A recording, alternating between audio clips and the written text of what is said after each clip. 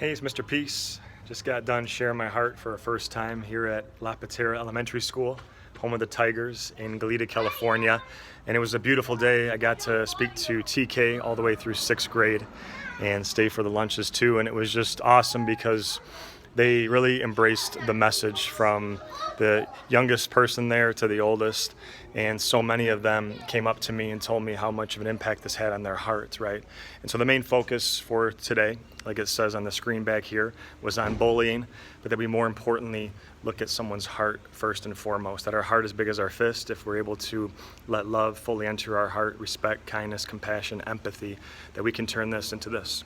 The peace sign, one finger for ourselves, the other for someone we're trying to lift up higher than ourselves by choosing to treat them positively, but also too, because in just one heartbeat, one breath, one action, one word, 2 seconds, we can uplift somebody high as the clouds, that what we say or do stays on their heart in a good way for the rest of their life, or in 2 seconds we can hurt someone forever, right? We talk about the hurt people who hurt people, but that we can choose to turn that into healed people who heal people, and that we need to, because there's so many people out there that don't really believe that they're worth anything, or that because they're born different, because they walk different or talk different or see different or hear different or learn different skin color, that they might think that they're less than somebody else, and that's not true, right?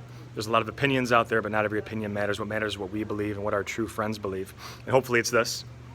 The M etched on all of our palms and on my shirt, M for miracle and W upside down for worthy, that we're worthy of love to give it and receive it. And we have to know that, we have to buy into that, and now go out and give that to someone else, give that gift of kindness to someone else by how we choose to treat them, right?